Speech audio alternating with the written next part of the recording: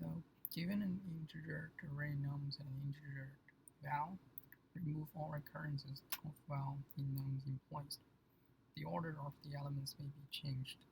Then return the number of elements in nums which are not equal to val.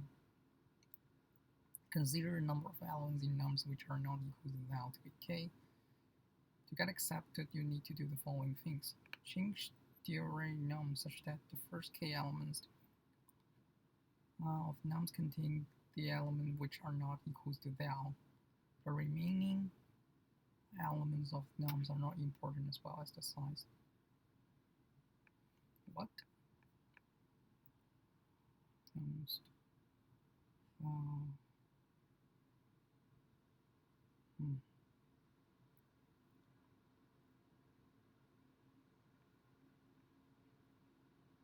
It's such a weird question.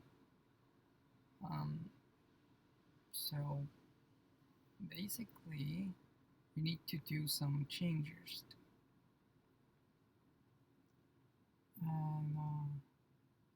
So basically, you need to remove all recurrences in value in place. So what should I change it to? The first k elements of nums. What's k? Considered. Oh, okay. I see. Okay, I know. So it's basically just 2-pointer, I think.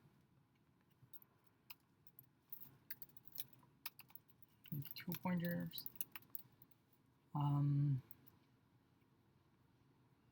then, you know,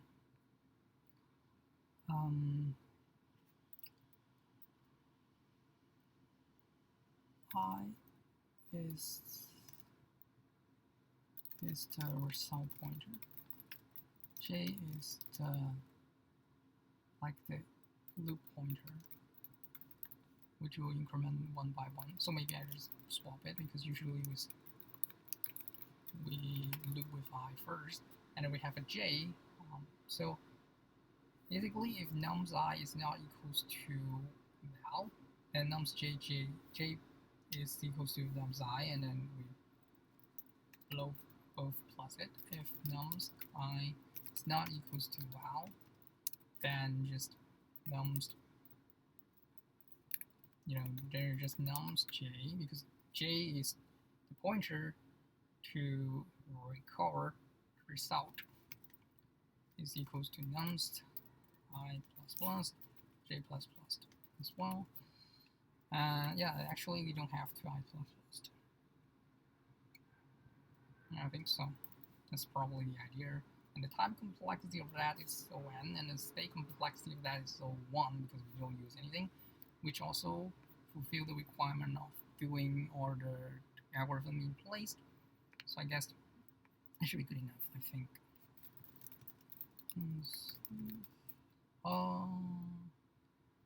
Should return k. We should return k as well. Well,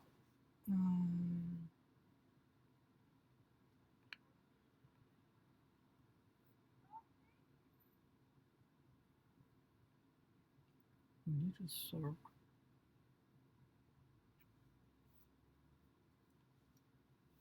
Wait, you need to sort them? Hold on.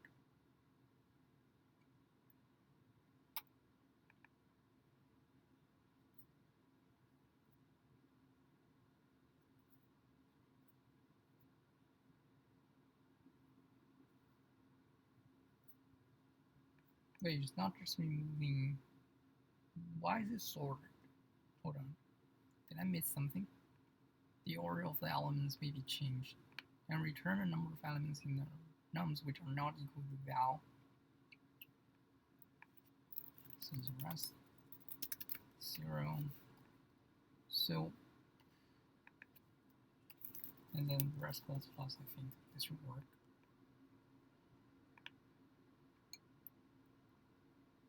I think so. 0, 0, 1, 3, 4.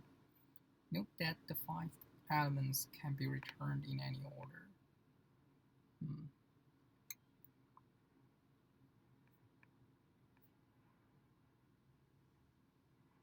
The first 5 elements can be returned in any order.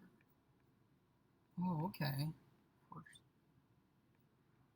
sort the first k element of nums. Actual length.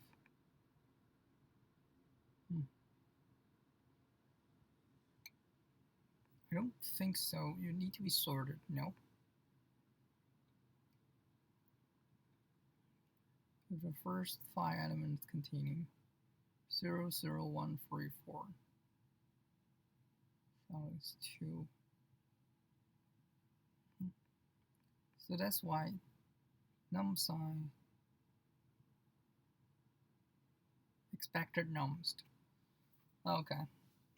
This is sorted with no values equaling value. Okay, so the sort thing is just that you make sure that you have the same result, but the order doesn't matter. Okay. Just return rest. So then just lost. If nums I is not equal to val, and then nums j 0 plus plus is equal to nums I. Otherwise, and this response is otherwise, it means it's equal, so this play is actually not used.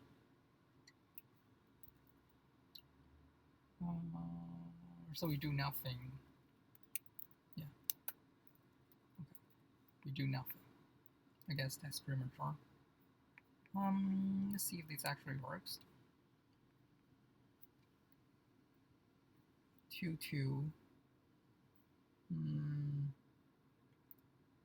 So let me just run the example. 3, 2, 2, 3, and the value is 3. So n is equals to 4, and rest is equals to 0. So we iterate the first one. The first one is equal to 3, so we don't add anything, and you just move to here. So now the first one, so nums will be 2, and then 2, and 2, and 3, and we don't do anything. And then for the third one, we don't do anything. Actually, for the third one, we kind of replace that to 2, but it is already 2, so we don't do anything here. And 3, because it's equal, so we don't do anything. And because the number of times that it does not match value equals nums I is twice, or it happened twice, so we return 2. That's why we return 2 here.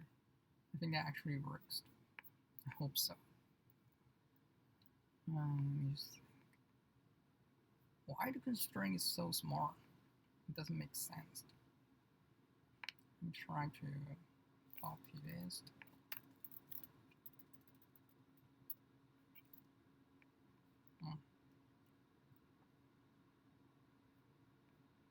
Put 0, 1, 3, 0, 4. Yeah, it doesn't matter. The order doesn't matter. It's an underscore. Okay.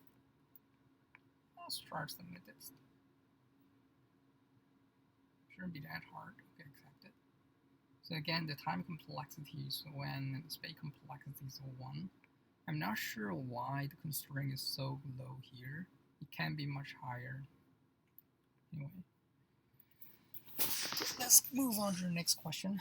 Given an array of distinct integer candidates and a target integer target, return a list of all unique combination of candidates, where the chosen numbers sum to target. You may return the combination in any order. The same number may be chosen from candidates an unlimited number of times. Two combinations are unique in the frequency of at least one of the chosen numbers is different. The test cases are generated such that the number of unique combinations that sum up to the target is less than 150 combination for the given input. So the input is 2, 3, 6, 7. Well, isn't that? I think it's just recursive for now. It's just recursively trying to fill up this target. Oh, you can. The same number may be chosen from candidates an unlimited number of times. So we can just do DFS because this thing is smart, so we can probably solve it with just a brute force. We can choose to include it 0 times. It means that it doesn't include anything, or you can choose to include it 1 or twice or third. In any case, if the target reaches less than 0 and reaches end recursive core, otherwise it means that we can still add some more answer to that. So the only thing, if it contains 0, it will be a bit complicated because even if you reach target, you don't want to terminate right away because there might be 0. But right now, since no 0 can be used, once the current value reaches target, we can just terminate the recursive core. So I guess that's the main idea, just use recursion. So basically we'll have some DFS. I guess we need the candidates. We need the number. We need the current value, and we need target, and we need index that we can, like the current index of in the candidates. I guess that's pretty much wrong. So if rate reaches the result, we reaches the target, we just add the current. That's why we need the stack. We need to stack to record the numbers that we are having right now. So if it reaches the target, we just convert the current stack to a list and then put that list into the final answer and eventually just return the final answer. Okay, that actually makes sense. Let me try to code this. Result is new list. Just return result. And this DFS candidates, and then we have target, and we have rest, and we have current value, which is 0 at the beginning, and we start at the index 0 as well. And this one is just a stack that we need to use. This one is DFS candidate. We can just use that.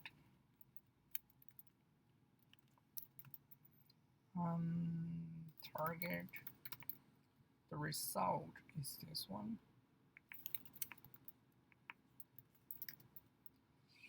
And then I just use I to indicate the index of the candidate. And also there's sorry, which one does it go first? Anyway, maybe I just let there's value fine, and we have a stack, integer stack.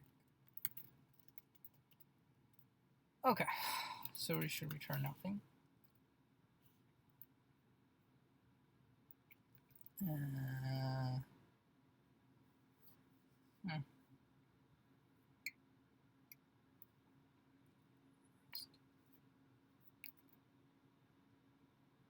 So if I is equals to candidates, the lengthy means that we cannot use any more candidate because it reaches the end, so we just return or hold on. reaches the end. Let's say if target is equals to value, it means it just reaches. Oh, hold on, because it. Okay, so I assume they will be distinct. No, I see. Okay. Yeah. So if they are distinct, then this problem will exist. I've been thinking about like 2, 3, 2, and then it's kind of having the same 2, 3, 2, but from different composition. You know what I mean? Yeah. So if they only contains unique number in the candidates, this won't happen. In any case, let's go back here. So if the target is equals to value, if the target equals value, and then what we need to do here is to, you know, if the target equals value, the only thing that we need to do is to add the stack to the answer. So what we can do is to rest new array list, and then you just add everything in the stack to the cur rest, and eventually you just rest.add cur rest, and then return as well, because again there won't be 0. So when you reach this target, there's no way to reach target afterward. Or like if target is less than value, there should return as well. Otherwise, we can choose how many times do we want this value to appear. Okay. So value. So for repeat equals 0. Repeat. It means that we just ignore it. Repeat times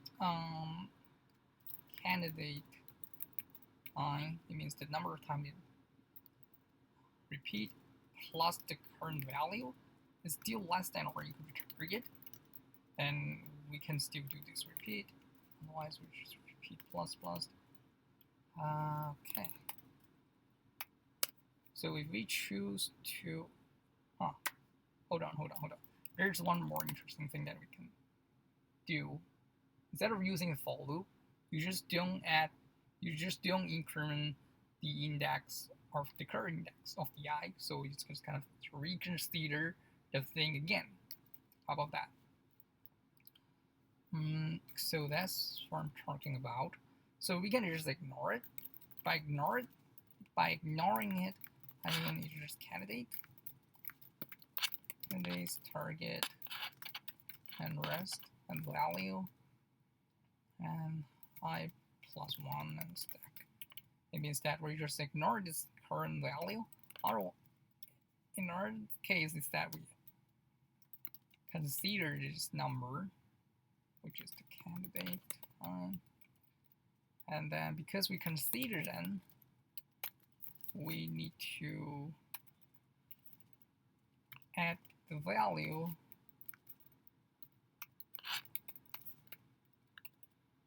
to there as well. Okay, but once it's done, we just pop it. I guess that's the main idea. I guess it's pretty standard. Yeah. So as for time complexity, it should be exponential. I don't know exactly how to write the time complexity, like explicitly, but it's like it goes with the exponential runtime because of this recursive core. Like you can imagine every time it branch out, possibly branch out twice. So 1 to 2, 2 to 4, 4 to 8, 8 to 16, something like that. So it means that it will be something like 2 to the power of n. Yeah, you can think it in this way. It's probably 2 to the power of n, but There are some more things to consider is how fast you're gonna reach target and the value in the candidate, stuff like that. For example, if the target is really small, like 1, is not gonna branch out that often, even if the length of the candidate is very long. Hope that makes sense. Okay. Okay. I think that actually works. Let's try to run the code.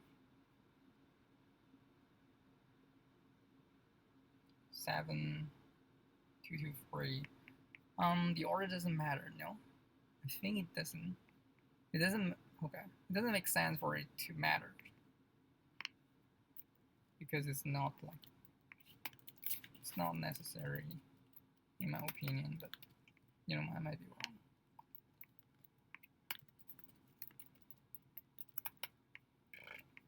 Okay. Should be 2, 2, 2, 2, 2, 2, 3, 3, 3, 5, then empty. 2, 2, 2, 2, 2, 3, 3, 3, 5, empty. Okay. That seems fine. Let's try to submit that. Okay. Accepted. So, yeah. I already went through the time complexity, so I won't repeat. But this assessment seems to be easy. I'm not sure if in the real interview things gonna be harder, which I'm pretty sure it will be. So let's just check out the score first. Okay. It's just a medium problem. Yeah, I would expect it's a medium problem. The score is not showing. Oh, and I'm not waiting as well. I guess I would just end here.